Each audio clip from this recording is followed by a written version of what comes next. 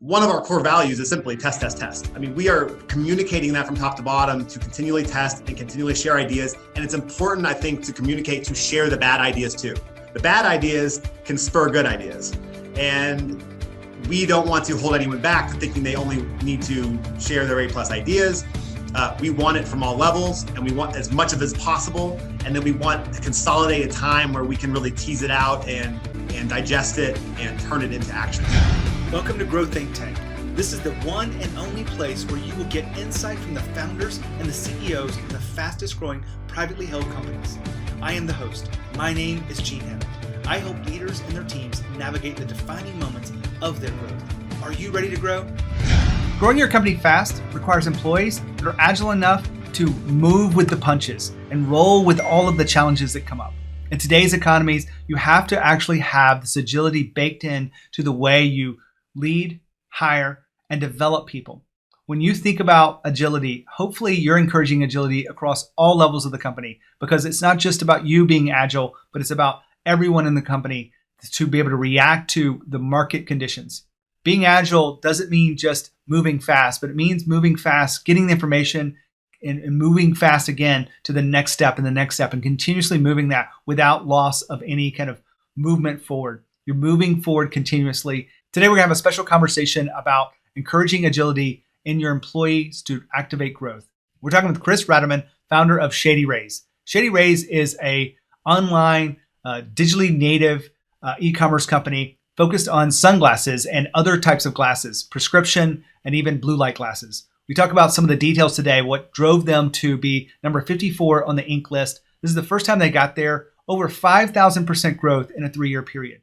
They got there because of this drive to be agile and nimble. It's a part of their core values. We talk about some of the questions he asked of the employees to make sure that they actually are agile before coming in. But he also talks about how you do this on a day-to-day basis. And he gave us a story that was really elegant around how the best ideas come from within the organization, not from just you at the top. And if you create that kind of space, you can have a tremendous growth in your company. Encouraging agility is something I believe is important across all business. When you think about your business, I want to make sure you think about your leadership and you are continuing to evolve. My job here is to create content for you to absorb and hopefully challenge the way you see the world, but also to help you evolve as a leader. If you haven't already checked out what's available on our website, go to genehammett.com. You can see an option to try coaching. That little button there is absolutely free. I encourage you to check it out, because it is something that I would really love to give you. If you're listening to this, if you tuned in to multiple episodes, I would love to connect with you and help you get more clear about the challenge that's in front of you, keeping you from growing. My job is to study growth. My job is also to help you become the leader that actually activates more growth inside your organization. So make sure you go to genehammett.com and try coaching now. Now here's the interview with Chris. Chris, how are you? I'm doing great, Gene. Thanks for having me on. Well, I'm excited to talk to you. You're going to talk about Shady Rays. So tell us a little bit about what the company is and what you stand for. So Shady Rays, we are a digitally native e-commerce sunglasses brand. We sell high quality sunglasses for a fraction of the price of the big name brands. We are most known for our warranty. We have the best warranty in all of sunglasses. We replace if lost or broken. So we are for the person that buys an expensive pair of sunglasses, goes out on the lake, and they sink to the bottom. So that is our sweet spot. And we are, of course, focusing on innovation, quality design, but also backing them up more than any other brand. And the third leg is our social mission. We donate 10 meals to fight hunger in America with every quarter, and we've done that since day one. And we've donated over 10 million meals to date. So that is what the brand is largely about. And we're a lean, independent team, and excited to talk more about that. Well, I can't let you just go by this. I always thought that I'm not going to buy expensive sunglasses for that one reason. I'm going to lose them. Yes. And so you actually have a guarantee. How often do people exercise that guarantee? A lot, quite a bit. I mean, we make it easy. We do not make people register. We don't make people go through a lot of hoops. We do that on purpose. We make it easy. We want someone to drop their sunglasses in the lake, in the ocean on a Saturday. That next Monday, they process their warranty. And then that next weekend, they're back into them again. So we process quite a bit. It is a cost for us, but it's core to our brand. And we stand behind it 100%. Well, I've never heard of that guarantee. I wish I could make that in my business. It makes it easy for people to say yes to you. So that's a big, powerful thing for the growth. Speaking of growth, Chris, this is your first time on the Inc. list, number It 54. is. How did it feel when you realized you were that high in the ranking? It was incredible, incredible. It's an unbelievable feeling. I mean, number 54 overall, and number 5, I believe, in consumer products and services. Number 1 in eyewear, and it was a big milestone for me, but it is a big milestone for everyone in the company. So it was a big moment. Well, you've grown this business to about 50 full-time equivalent employees. You've created this brand. You've got this incredible guarantee. You've got a mission behind it. So you're checking a lot of the boxes here. But I want to ask you something about the leadership and culture. What do you think really drives the fast growth of the company? Number 1, passion and having a team that is continuing to grind and improve and undertake the new initiatives and continually drive at brand building initiatives day over day, week over week. I know we're going to be talking a lot about innovation and agility, and that is certainly a core tenet to how we have grown and how we built the brand and how the brand has evolved and evolved quickly over our now 8 years in business. Well, that's exactly what we're going to talk about today is, agility. And I think in today's economy, that's more important than ever before because we want people that don't resist change, that actually embrace it. So what's the magic formula that you've seen, Chris? The magic formula for new ideas and for agility specifically is to put things out in market, to test, to create that minimum viable product, to come up with an insight and a solution and just go out there and see what consumers are going to think about it. You don't know in a conference room around a PowerPoint presentation what is going to work and what is not going to work. I've been at this for quite a bit. You just don't know. You've got to take it to the customers. You've got to see it in market, and you've got to continue to build on that. And that is what I encourage all of our team members at every level to do and to present to me and to our team and to marketing in particular that are putting out new programs into the world so that we can act quickly and we can continue to put things out in market, see what succeeds, build on that, and then kill what doesn't quickly. Hold on for a second. Chris just talked about the ideas come from the people within the organization. Here's one thing I want you to understand is that fast growth companies believe that ideas don't just come from the top or the executive team. They actually come from within. The best ideas can come from anywhere. In fact, the best ideas probably come from the people that are on the front lines. A little bit later in this episode, Chris shares a story with you about how the best ideas that can drive a business forward actually came from someone on his team. It's a great story, but the real point behind this is that you want to make sure you're leading people so that they feel like their ideas are appreciated and valued. You want to be able to execute on those best ideas, and you want to be able to move quickly around it. This whole episode is around encouraging agility. So, of course, we want to move quickly, right? Now back to Chris. There's a couple of things in there I want to kind of break down for the audience by asking you some questions. One of them is everyone has ideas, and you expect everyone to share their ideas. A lot of companies say that, but they don't really mean it. So how would we see this operate inside your company? Right. So for one, we have many different channels, many different forms of of people providing ideas for us to the company, and almost look at it like squeezing an orange. We want to soak up all those ideas, and you've got to squeeze it different ways at different times to be able to get all the different ideas. So specifically answer your question, one thing that we have is we have a Google form, and it's a new idea Google form. And so whenever an idea comes to someone's head, whether it's their own creative idea or feedback from a customer, they just drop it in the Google form. That makes sure that it's captured, and we can come back at a specified time, and we can act on that idea, and we can talk it through and flush it out and see if it makes sense.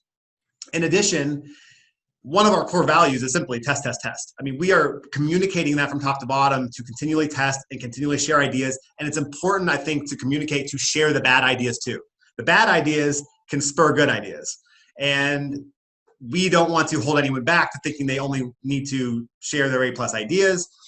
We want it from all levels, and we want as much of it as possible. And then we want to consolidate a time where we can really tease it out and digest it and turn it into action.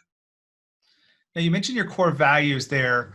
I don't want to go through all of them, But what specific core value do you think really drives the agility of your team?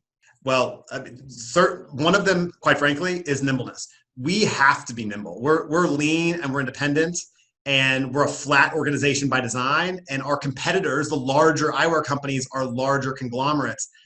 We have to beat them where we can compete best. And being nimble and being agile and pivoting quickly and be able to test things small is the way that we can do that. And so we very directly ask people to make sure that we're doing things in that way. And that could be spur of the moment presentation to me on a new concept in marketing that we're going to activate on. It could be a charity that we're going to propose, that we're going to donate to. It could be a variety of things. But we're very direct about being nimble and making sure that we do that and we bring that in action. It's not just speak.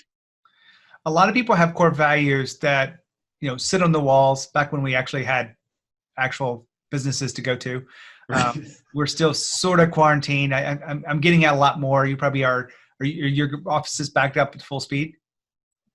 Our warehouse and our fulfillment operation is back to full speed. Our office team is still working remote. Well, when you think about that, how do you really operationalize the values? Like, is there routines that you guys do or things that you do on a regular basis that you could share with us? A lot of that's work in progress, to be honest with you. We keep the communication lines very open through group messaging forums, through remote meetings, all team meetings that we do up to twice a week. And then we are activating against different kind of breaking the mold type of meetings and area and times when we can really keep everybody engaged, whether we've done things like remote pizza parties where everybody has pizza delivered at the same time. For our warehouse team, there's lunch every Thursday and simple things like that. But we want to have purposeful things that people can look forward to and spend time together in a way that's safe. And I think that's what keeps everybody excited and happy coming to work every day. Chris, let me ask you a question about hiring nimble employees. Do you have a favorite interview question or a series that allows you to tune in to, are they nimble enough for your organization? I think a few key questions that we like to ask are, one, how do you react when your boss gives you a change of direction at the last moment? Also, how do you manage through a project that you do not feel like you've been given enough direction at the outset? Because we want to see resourcefulness. We want to see that they're leaning in and that they're going to get the information and they're going to make it happen, and also that they can think on the fly. A third question is, when you have more to get done than you have time to do on a certain project to meet a deadline, how do you make sure that you achieve the end goal in the time allotted when there's clearly too much to do? And we want to see things like they are breaking down the core priorities of that project and the core aspects that are going to turn the needle and getting rid of the extra stuff and making it happen that way. Well, I love the fact that you have 3 right away, because we know that hiring the great employees are fantastic, and you have to do that through the right questions and the right interview process. Chris, I want to kind of switch gears here a little bit. You've been leading this team for a while. You've had fantastic growth. What have you had to let go of as you've reached this point in your career as a leader? I've had to let go, and I'm really kind of at this inflection point a bit now, and over the past 12 months of not being able to follow the details of all key projects all the way through. I simply don't have the capacity to follow the details along the way. Now, for a long time, our team's managing projects and doing the work, but a lot of times I'll stay very tuned in. And so now I'm trying to find those times where I can check in at milestone dates and work against target dates and weigh in and redirect, but not be involved for the entire ride along the way. And that's something that I'm definitely working through right now. Now, Chris just said something really interesting. He talked about the need to let go. Now, this is one area where a lot of founders, CEOs, get stuck because they're so used to being involved in the day-to-day, just like Chris is. But when you think about your job as a leader, you have to continue to evolve, and you have to evolve at a quicker pace than you expect your team members to evolve. So my encouragement to you is to really look at what meetings you're involved with, what details that you are currently trying to manage and juggle, but maybe not doing a great job. And what signal are you actually sending to everyone in the company because you are trying to do all of this stuff with them? Now, it sounds great on paper, but here's the reality. At some point in time, you as a leader have to be the visionary for this company. You have to let go of some of those details. You have to be able to create the systems and processes in place that will allow you to step back from those details and trust your team. You want them to take ownership of it. And that means you have to give them ownership, and you have to treat them with the trust and empower them in a different way than you would just someone that you just hired off the street. I say all this because you know what it takes to grow a business and scale it to faster than what it is now. And it means you have to let go of some of the things that you used to do so that you can level up yourself. Now back to Chris. Well, I appreciate you sharing that with us. That's something all leaders have had to go through. I've had to go through it, and it's still something I work on all the time with my team. So I want to go back to this whole agility thing. When you think about the ability to test new products, you talked about going quickly. Give us an idea or story about something that happened really quickly and to kind of demonstrate this agility. Yes. We one market opportunity that we identified and that is clearly growing within our industry are blue light glasses. So blue light glasses are something that we sell. We are known though for polarized sunglasses. It's inherently a quite different product. But as that category got extremely hot, we had to come together very quickly and get product out of the market, and we wanted to test it quickly because we knew that all of our competitors and other eyewear companies were coming out with them too, and now we all sell them, right? But that was a function of getting some competitive data and getting thoughts about what our collection could be, and going to each of our manufacturers in parallel path with some initial drawings, and ordering and skipping some of the stages along the way, skipping some of the sampling, making some assuming that they were going to get certain things right on the design and the logo, and take a little bit of a risk there so that we can get product and we can sell. Of course, we're never going to sell anything that's not up to our quality standards, but after it checks certain boxes, there's certain things that we can cut along the way to act quickly and put it out in market, and not necessarily have a fully baked marketing program, advertising program, but get it out to our customers and start to get data to then iterate it further. So let's not let perfection keep us from getting out in market and being able to learn and acting quickly. I am kind of curious on this one. Is the blue light glasses, was it your idea to focus on this, or is it someone else on the team? It was someone else on the team. Tell me just a little bit about how that happened. So I have a team member who manages all of our optical division. She's our optical division manager, and she manages all prescription, and that includes prescription eyeglasses and blue light, and it gets bucketed in that category, and prescription sunglasses. And she's extremely passionate and extremely knowledgeable. I do not come from that world. I'm a marketing and social media marketing person, and I'm passionate about sunglasses and outdoor activities, and that's where I live and play, right? So she is the champion for that aspect of our business, which is great. And the marketing team laughs that we don't always see eye to eye, and it's because we're coming from very different perspectives. And she comes from an optical background. And so she was pushing this product that I did not yet really understand and didn't really see the value in necessarily. I saw the consumer trend 100%. I didn't see how we could do it in a way that was on brand for us. And she led that charge. And, I want to make sure that other team members have ownership 100%, and are driving the thought leadership on different categories. And that's an example of someone who's really well suited to do that in this category for us. Now, fast forward to today, was that a success, you would say, looking back at the project, to be able to create that product very quickly and get it to market? It was a success.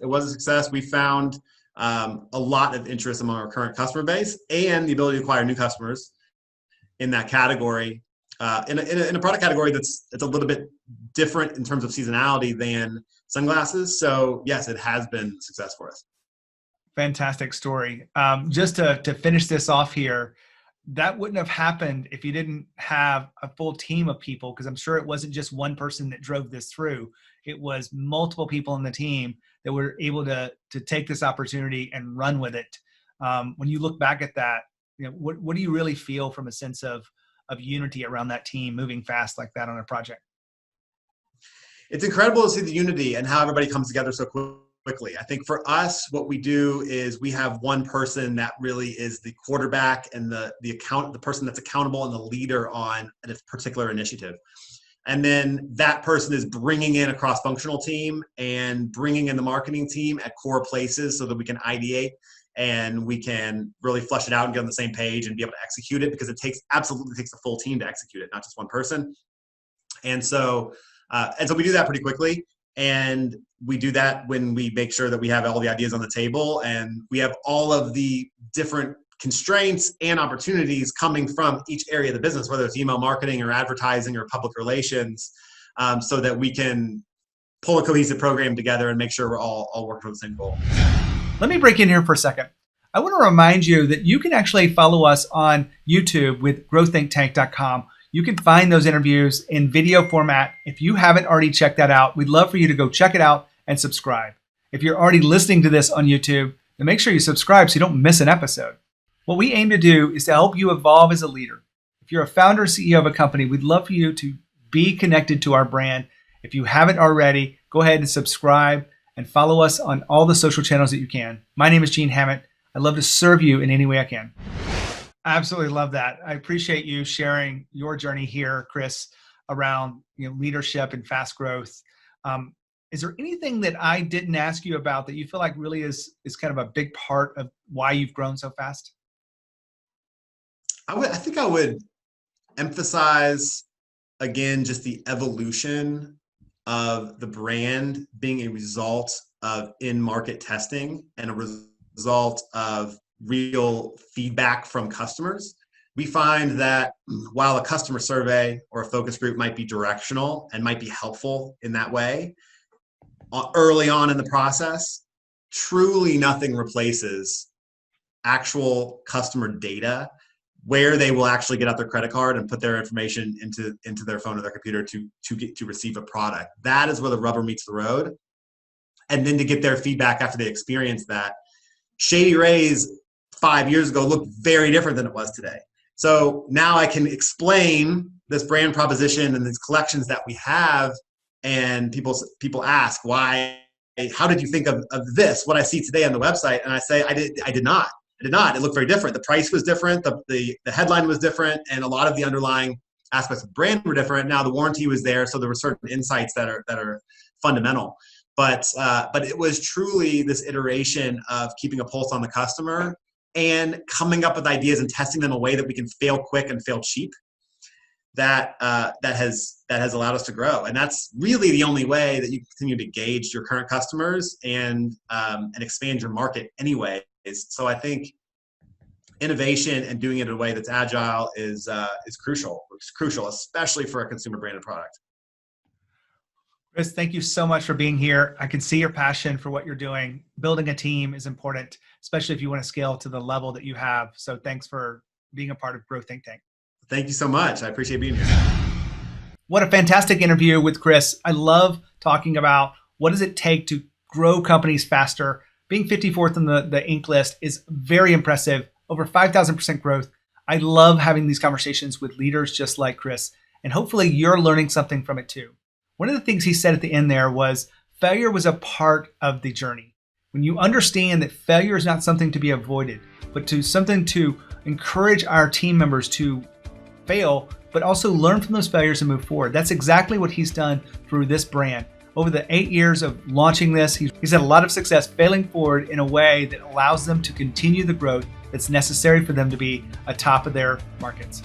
When you think about leadership and you think about growth, make sure you think of Growth Think Tank. As always, lead with courage. We'll see you next time.